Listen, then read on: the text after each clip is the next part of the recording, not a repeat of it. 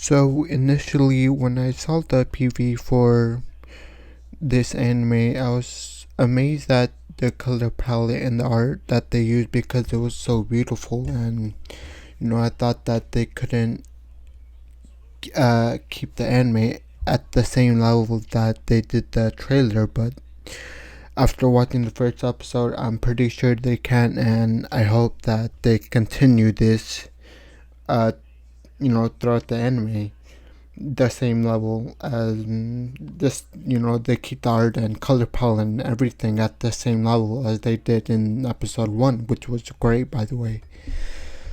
So just like any other series, in episode 1 we pretty much just got a introduction. So pretty much our main character, which a lot of people can relate, I think, because I don't know about you guys, but for me personally, like, especially at night, like sometimes I have trouble sleeping and I can't sleep and I end up, staying awake.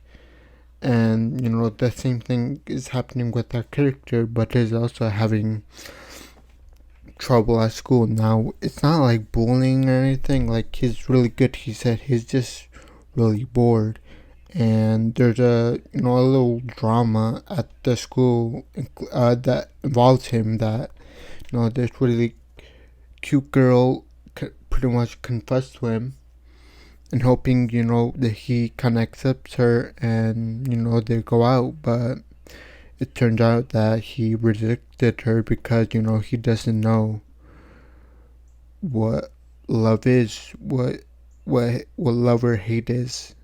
So that's why he didn't really accept. And then the next day when he came back, the girl's friends kind of asked her, because apparently she was crying, and apparently our MC stopped going to school because he got like really bored of school life, and so now he tries to attend school during night, I guess you'd say.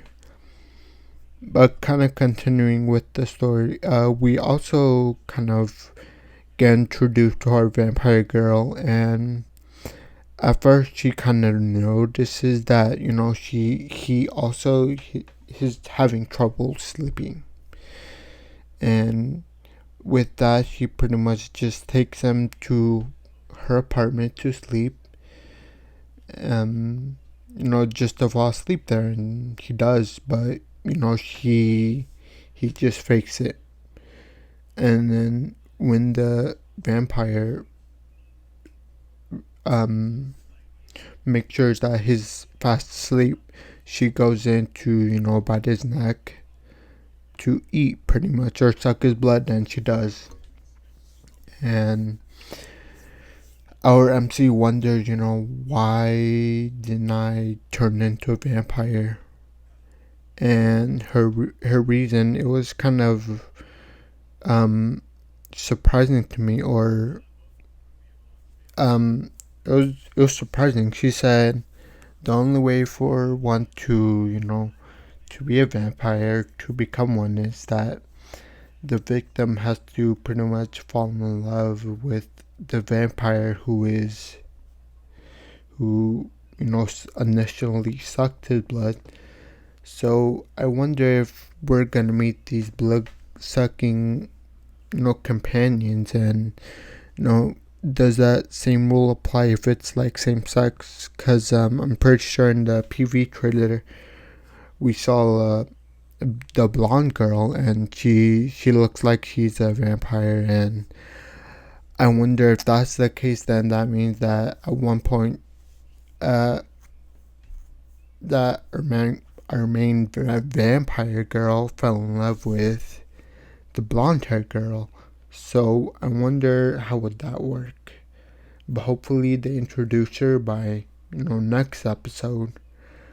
But continuing on, he ultimately finds out, and later on in the episode he declares that, oh, let me fall in love with you so I can turn into a vampire like I want.